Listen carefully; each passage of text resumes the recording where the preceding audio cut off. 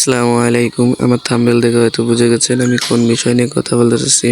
তো সবার আগে আমি এই সমস্ত বোতলগুলো ভালোভাবে পরিষ্কার করে ধুয়ে নেই এবং হাফ লিটার পানি নিয়ে এক মগে রাখার পর আমি প্রথমত ভ্যাকসিনগুলো নিব।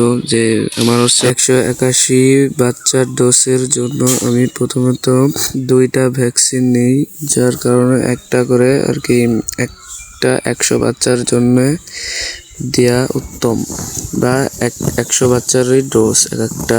এজন্য আমি 2টা আনছি 181 পিস বাচ্চার জন্য।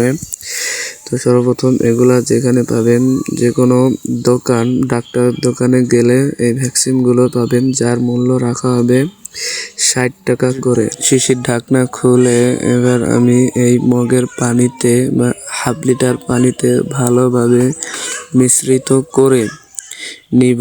নেওয়ার পরে যে বোতল 3টা বোতলে আমি 3 ভাগ মানে সমান ভাগ করে ভরবো। দেওয়ার পরে এই বোতলের যে পানি, বাচ্চার পানি রাখার যে পাত্র, এটার মুটকিগুলো ভালোভাবে লাগিয়ে নিব। লাগিয়ে নেওয়ার পর বোতল সোজা করে আমি মার্বেলগুলা মুটকিতে দিয়ে দিব। আর হ্যাঁ, এই ভ্যাকসিনটি BCRDV ভ্যাকসিন। এটা বাচ্চা বা 7 দিন বয়সের বাচ্চাগুলোকে করাবেন এবং 21 দিন বয়সী বাচ্চাগুলোকেই করানো হয় BCRDV। আর এই ভ্যাকসিনগুলো আপনারা রাত্রের দিকে করার চেষ্টা করবেন, কারণ এই ভ্যাকসিন এত পরিমাণে বিষাক্ত যা বলার মতো নয়। কারণ আপনারাই তো জানেন যে যারা করোনার টিকাগুলো নিয়েছেন, তারা তো ইতিমধ্যে জানেন যে করোনার টিকা নেওয়ার পরে মানসিক শরীরে কত কি ক্ষয়ক্ষতি হয়েছে। এজন্য এই ভ্যাকসিনগুলোকে রাত্রের দিকে করানোর চেষ্টা করবেন, কারণ রোদ্রে থাকলে এই ভ্যাকসিনগুলো বা বাচ্চা যদি গরমের সময় দেওয়া হয় ভ্যাকসিনগুলো, তাহলে বাচ্চার অনেক ক্ষয়ক্ষতি হবে। ঠান্ডা আবহাওয়া থাকলে এই টাইমে দেওয়ার চেষ্টাটা করবেন, এতে বাচ্চা সুস্থ থাকবে, সতেজ থাকবে।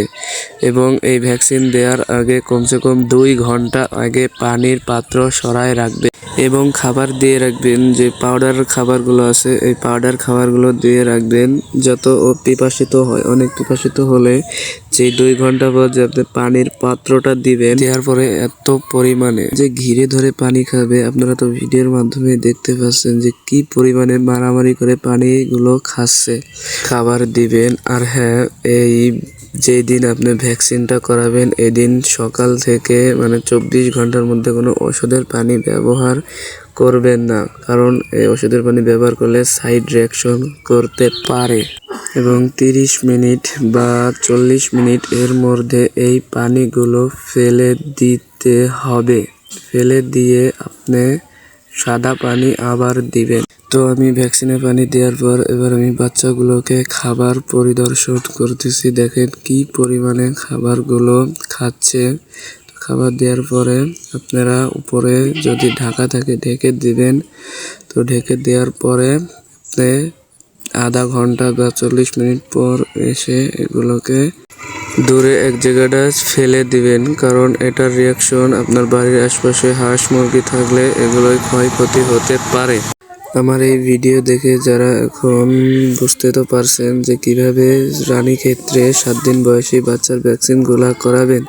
এবং এই ভিডিও থেকে যাওয়ার আগে আপনাদেরকে বলতে চাই, আপনারা লাইক, কমেন্ট, শেয়ার ও সাবস্ক্রাইব করে রাখবেন, যাতে অন্যরাও দেখতে পারে এবং সবাই জানতে পারে কিভাবে রানীক্ষেত্রের বাচ্চাকে ভ্যাকসিন করাতে হয়, কোয়েল পাখির বাচ্চাকে।